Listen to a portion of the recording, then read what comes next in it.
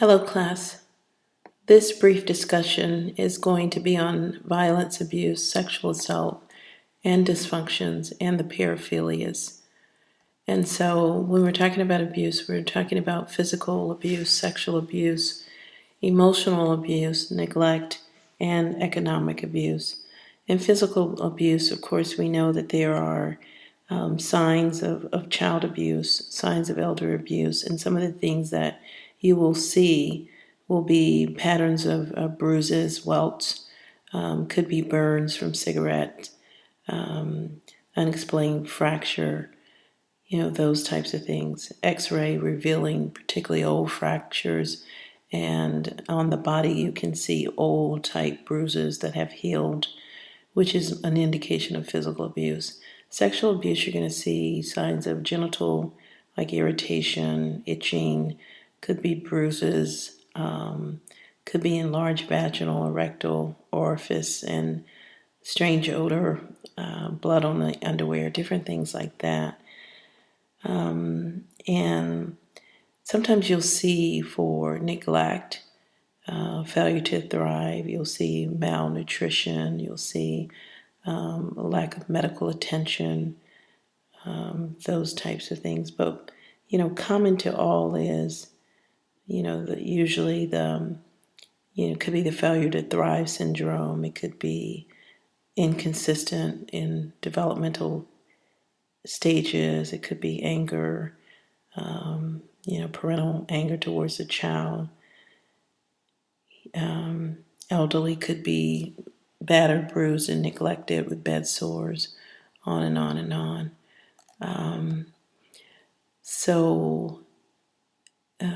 Half of all Americans have experienced some kind of violence. We're not going to really deal with violence as much, so I'm going to move really quickly through these slides. But oftentimes, when a violence occurs, it does have to have a perpetrator, have to have a vulnerable person, and usually a crisis situation. And some of the characteristics you see of a perpetrator, their needs are more important. They have poor social skills. I'm not going to go through that. But characteristics of a vulnerable person, a woman, usually pregnancy triggers an increase in violence.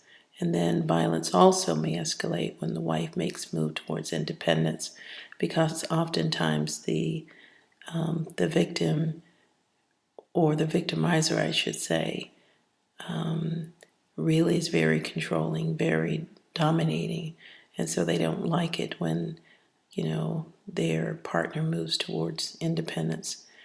And of course, if you don't know anything more, this is the takeaway: the greatest risk for violence when the woman attempts to leave the relationship. So we're going to talk about later about how that should be considered, but only when there's a plan that's executed very carefully and the woman really is ready to make that move. So I'll talk to you more about that later. Vulnerable person or child really is considered younger than 3 years. They're perceived as different. They could be unwanted in terms of unwanted pregnancy. They remind the parent of someone they don't like. And there's a problem with kind of bonding with the child. Characteristics of a vulnerable person, of an older adult, they are usually in poor mental or physical health. And they highly are dependent on the perpetrator for food, for shelter, for different things. One of the vulnerable characteristics is a female older than 75 years, usually white and living with a relative. And then elder father cared for by a daughter he abused as a child. And so this is really when you say, victims become victimizers, perpetrators become perpetrated on, or those that are abused become the abuser. No different than that, because sometimes abuse is considered transgenerational. So it also could be an elderly woman who was cared for by her husband, who has abused her, in the past. And so she's less likely to be kind, less likely, to be, available, and certainly not her heart and soul into it if she's reliving some of the abuse that she experienced by the hand of the very person that now she has to care for. I'm going to skip through this. We're going to skip through this. Oh no, we need to go back to this because I think this is a point where I want you to take away something else most important. When a parent brings a child with suspicious injuries to the emergency room department, what are some of the questions that you should ask the parent? You need to ask questions around, tell me what happened.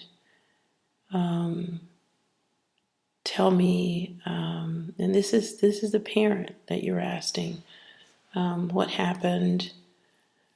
You might ask specific things about the age developmental level of the child because that's pretty important. But you want clear, detailed description of what the parent says that happens, and you want to listen to that very carefully. And so we'll talk about some more of that maybe a little bit later. But probing questions. So what are some of the questions that you should ask the child? So again, what happened? What happens when your parents get angry? Different things that are leading to giving you more specific information about what you think may have been going on in that situation will mainly produce the leading questions. We don't always risk for injury, risk for violence, and you want them protected.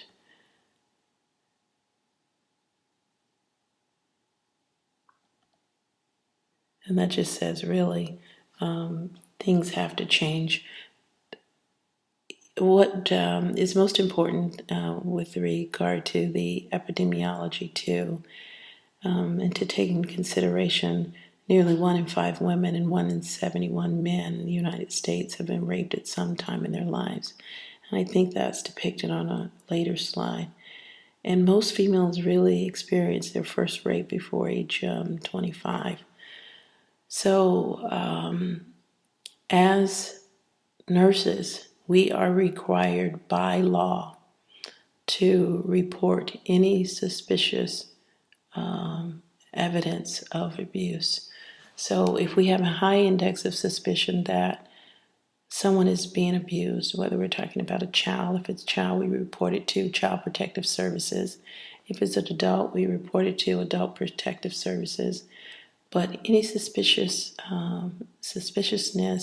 anything that you see that doesn't ring true, it's mandatory reporting. We have no choice. Also, the one thing that we're required to do is to collect evidentiary evidence or material. So the evidentiary material could be like, you do the comprehensive nursing assessments anyway, and there's a body map.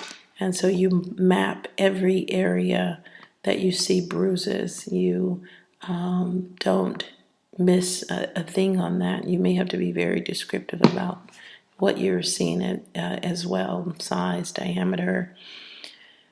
So that's one thing. So you have that as information. You can take photographs as well. You can ask questions to get at that. You interview the child separate from the parent. For elderly, for all cases of suspiciousness about abuse, you collect evidentiary material. So also with counseling, one would certainly need to have an escape plan. And so that plan is that victim has to go through every aspect of what she needs to do before leaving. And so that's why I said earlier not to leave or get any evidence that she's leaving, because it will increase the level of abuse 10 times. So even as much as doors, windows, elevators, they have to rehearse that escape plan.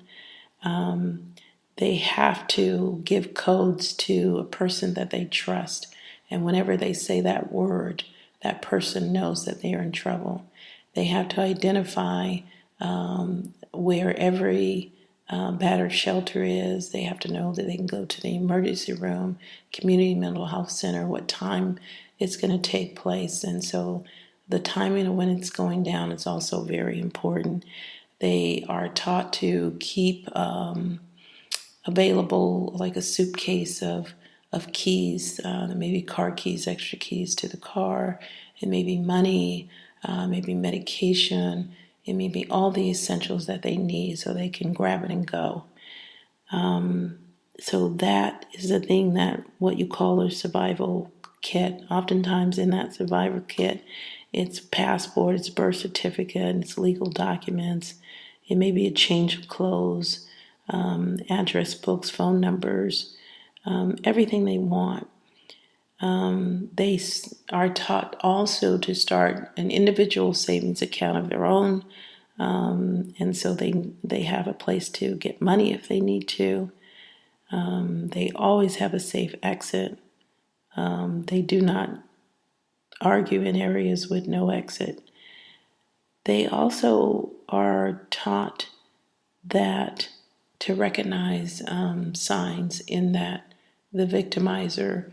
So there is a what you call an escalation level, and so those that have been abused before can see the signs that almost can dictate that they are going to be in jeopardy of being abused, and so they recognize those cues, and so they might leave before that occurs. So that's the most effective safety plan. And we're going to skip over the rest. We talked about the nurse who suspects child abuse. But again, if we're looking at the thing that also I failed to mention is that there are things that are age appropriate for the child. The things that a child cannot do. One should actually determine whether that story fits. For example, if you have a 19-month-old and the mother says the child fell in a hot tub of water at 19 months, well, you would question yourself, how does that happen?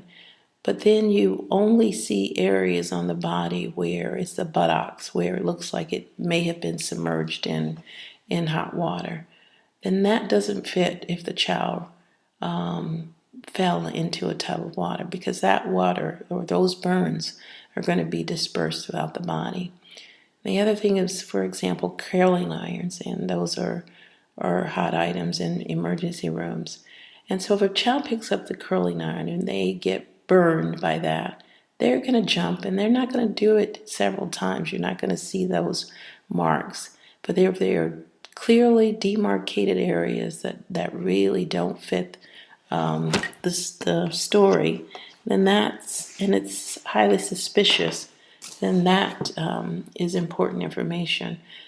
Again, a child touches a curling iron one time hot, they're not going to have repeated curling iron marks up their arm, or cigarette marks, on the back when they can't reach the back, or those types of things that you look for that really don't fit that situation at all.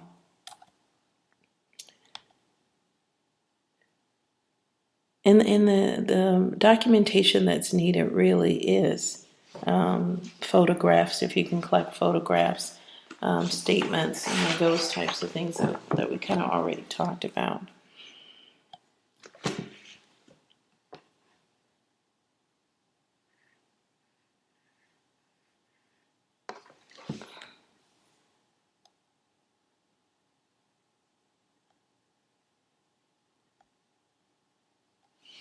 So I think this is important question for you to read and answer.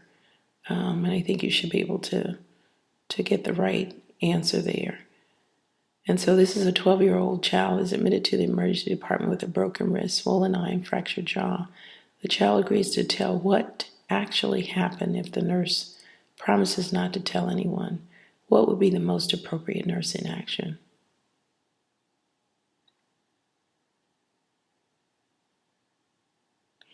So the right answer is C, report this expected abuse to the child care services. This is your only intervention. I'll let you read that and let's see what you come up with the answer.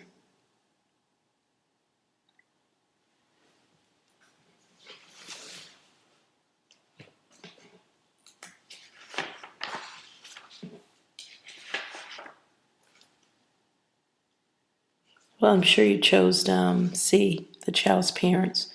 80% of child abuse is done by the parents. It's never by a stranger. It's usually by the parents, someone the child knows really well. Should nurses be legally mandated to report intimate partner abuse? That's a little bit debatable, and in some states it varies. But again, that goes back to making certain the ultimate safety is the safety of that the one is being abused, the victim, and so by you reporting may actually put that individual at greater risk. So you really have to think about that. Okay, so now we're going to talk about sexual assault. This is where we're talking about rape. I already mentioned that. So anytime we're talking about sexual assault or rape, we are really talking about unwanted sexual advances and sexual harassment. Rape, we know, is non-consensual activity, and any penetration of the vagina or the anus. And second most violent crime. This is what I mentioned earlier. Race and ethnicity has a different indicator too, and that's in your textbook. And so I think it was like the American Indian with the highest percentage of abuse. That was about 25%. No, actually, American Indian or Alaskan Natives was about 33% of women who've identified. And then it was 25%. Well, anyway, you don't need to know that, but 25 and 33%. 25% American Indian or Alaskan Indian, and multiracial was really in the 33% category. And then African Americans next to that, and then it preceded that with whites. But anyway, we don't look at stats. But what is really key, 1 in 5 women and 1 in 71 men in the United States have been raped. That's a high number.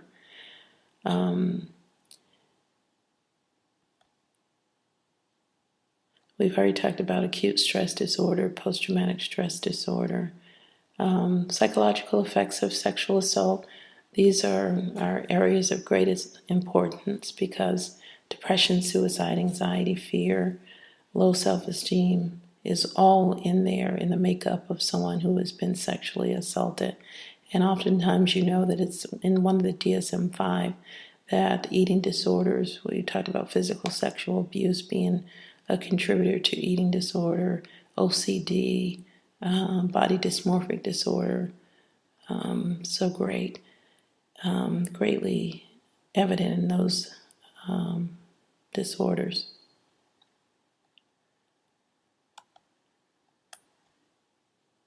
The SANE nurse, I do want to talk about the SANE nurse because they have a lot of responsibility. And it's interesting if you ever talk to a SANE nurse and what they have to do. They spend hours with the victim, getting hair samples in 100 different places in the hair and pulling the hair out and put them in bags, and they do the rape kit and They collect all the evidentiary material very carefully and very carefully counsel the individual and establish rapport, and it goes on and on and on. But they have a big job, and I understand their collection of different DNA samples are kept in the lab for well over 30 years. And they have been able to identify a pattern in certain rape victims and able to go back to the evidence they collected and find exactly what they were looking for to find that perpetrator and press charges against that individual. So they become expert witnesses in court as well.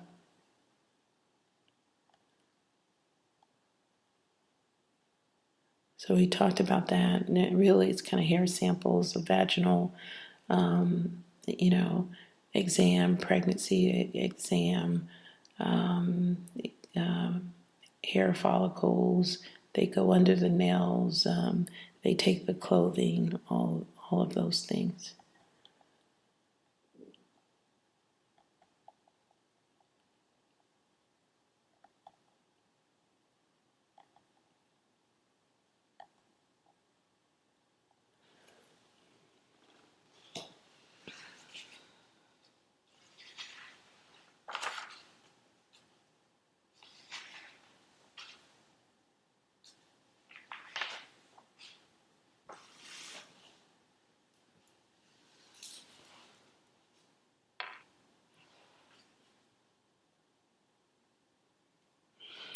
I don't know. Rape trauma syndrome is really not anything that I think you have to know, but it really is a maladaptive response to rape. The person has been, dealing with that, and so over time, it's shock, denial. So they may have nursing diagnoses that looks at even sexual identity disturbance, sexual dysfunction, ineffectiveness in relationships, and they slowly and eventually, and sometimes it takes years before they can gain empowerment and control back over their life. So their family life is very interrupted as a result of the rape.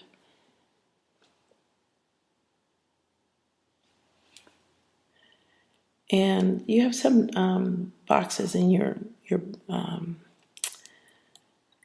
your textbook that you might want to look at as it relates to that.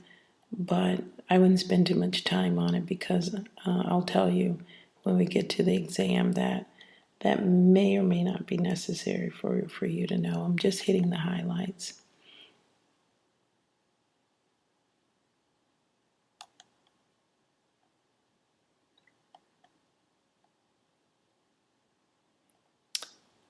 And I would read that, but we know rape can occur in marriages. And PTSD is very common in sexual assault or rape victims. So typically, if you read this question about flashbacks, frightening thoughts, recurrent memories, or dreams are associated with which category of symptoms in post-traumatic stress disorder. And all of these symptoms are evident in PTSD. But number A, re-experiencing, anytime that there's memories, dreams, in association of that, the individual is re-experiencing those events. And so the takeaway from that is to know the vulnerable population for abuse, know, who might be, victimized, the characteristics of that particular person, knowing about the escape plan, and there's more that you might want to read around that. So gender dysphoria and paraphilias. So gender dysphoria, it used to be gender identity disorder, but the DSM-5 changed it to a little bit more gender dysphoria. and gender identity. So they broke it down. So identity is really established by the time a child is 3 years of age. So the child can identify, even at that age, what sex they want to be. And so gender identity really is trapped in the wrong body, that the person is literally trapped in, or feel trapped in the wrong body. And it's like a chromosomal malfunctioning where you're taking the XX and the XY, and then this is more XXY karyotypes. But the thing that you need to take away is that the person with gender identity legally feel like they are not in the body that up there that they should be assigned to. So the male or the boy feeling like he's a girl is going to reject his penis, is not going to want to stand up and use the bathroom, will sit down and use the bathroom. The boy is not going to play with G.I. Joe toys. The boy is actually going to want to play with Barbie dolls. The boy is really going to want to dress like that, believing that he is that sex. And the same if it was reversed for the girl. Girl identifying with the boy, will simulate the mannerisms and the play. So the boy wanting to be the girl or believing he's a girl is going to want to surround himself and play with all girls. And just the opposite. And so dysphoria becomes more of the feeling state, the emotional state about maleness versus femaleness. And so that is pretty key to that. So much so, it's so disturbing for a parent to see their child of that sex that they believe he or she is born in, to take on characteristics and traits of the opposite sex.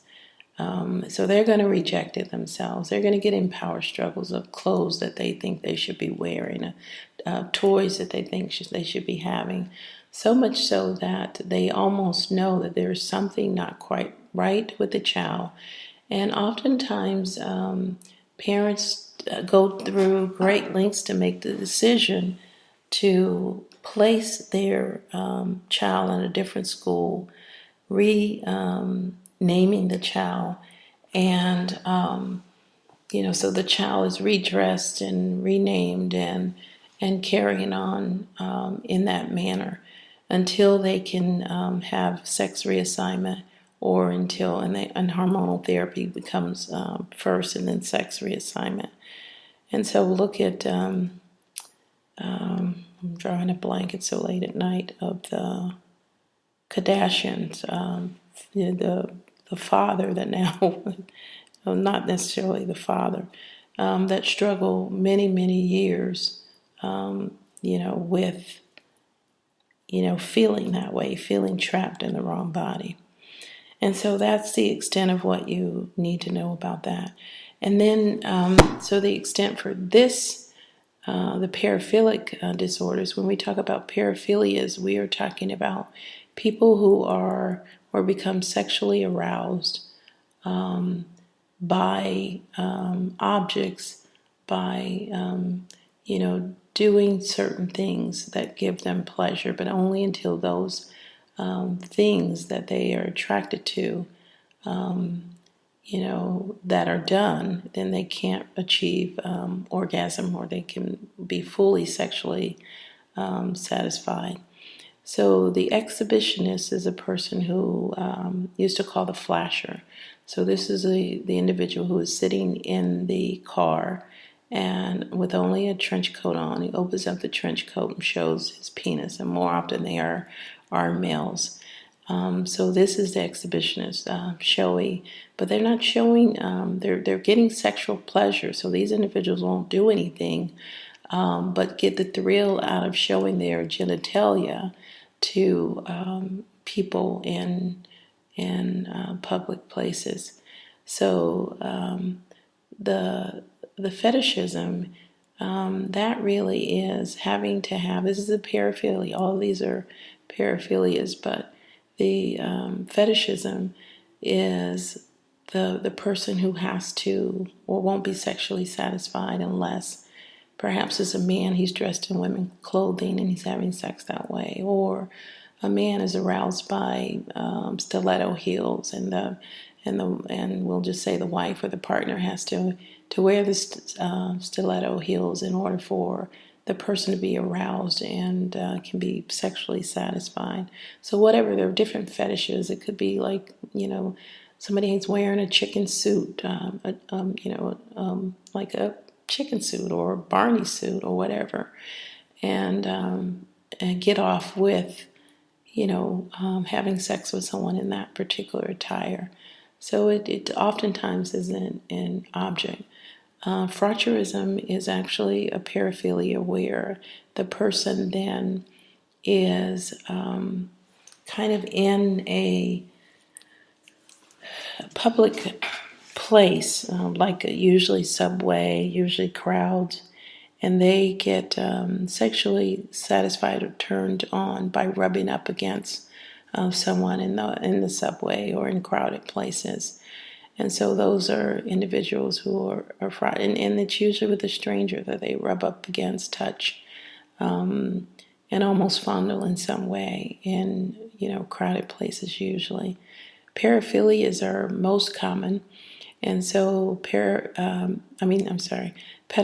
or the pedophilias are most common. The pedophile is the person that really has sex with prepubescent minors, so it's usually someone that by definition is 5 years younger. But oftentimes it's before puberty, so we're talking very young children that they are perpetrating on. And so they get sexually aroused and turned on by having sex with someone way younger than who they are. And there is,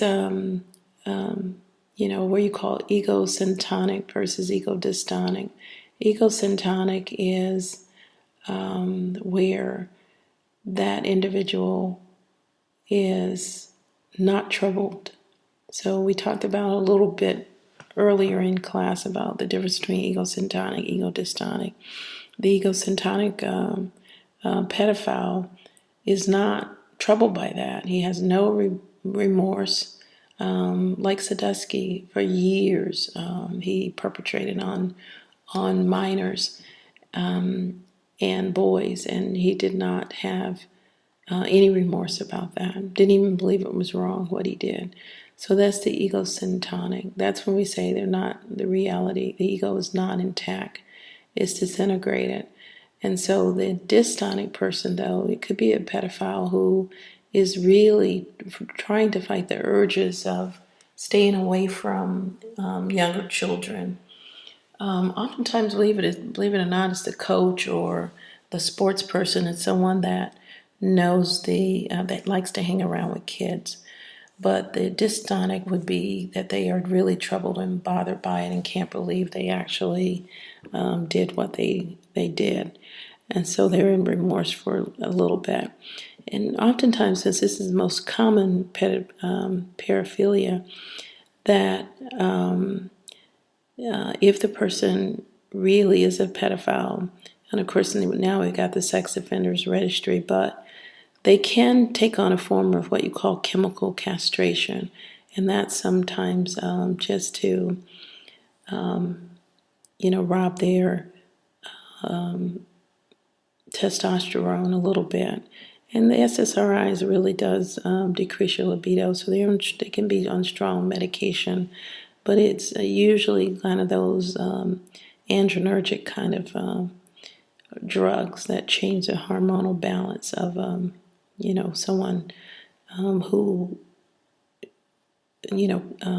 commits to doing that. The sexual sadistic person really is the person who likes to inflict pain, and so they are, and sometimes you call them the dominatrix. So they get pleasure out of inflicting pain on others. When the masochistic person are the individuals then who likes to receive pain and get sexually satisfied in that. So the transvestic disorder really is kind of like the cross-dressers. So people really get sexually satisfied by cross-dressing. And then the voyeuristic individual, these are individuals who are considered the peeping toms. So they like to kind of watch people having sex. And so they might be peering in some window and even, the voyeuristic person probably likes pornography as well. And the reason why this is important, actually, or of significance, is that 50% of people with the paraphilia are married. And I would really pretty much say the statistics are higher than that. But 50 plus individuals with the paraphilia are married. And so so with the paraphilias, I really do want you to know, the different ones. But only the defining characteristics for that. So no more than that. And these that you see, the sexual disorders not otherwise specified, we're not going to really spend much time on those, but these are still considered sexual disorders. And so, and paraphilia is in that nature as well. But the telephone scatologia is really the individual who likes to make obscene phone calls to unsuspecting people. The necrophilic individual is really likes to have sex with corpse or cadavers. The zoophilic, animals. Corporophilia are the individuals that they're fixated on feces in sexual encounter. Clismaphilic is the person really that, believe it or not, likes to use enemas, and they incorporate enemas in the sexual activity. Urophilia, guess what that is? That's urine, no surprise there. And the hypophilia is really more of hypoxia. These are the individuals that like to asphyxiate themselves while they're having sex, which is probably not good because oftentimes it could end in death. And sometimes they may even use nitrous oxide. Now, again, you don't have to know these philias, but the philias here, you definitely need to know what that, and just only the defining characteristics. What's the difference, for example, between a fracturistic person versus, an exhibitionist kind of thing. And so I think that's it for the philias.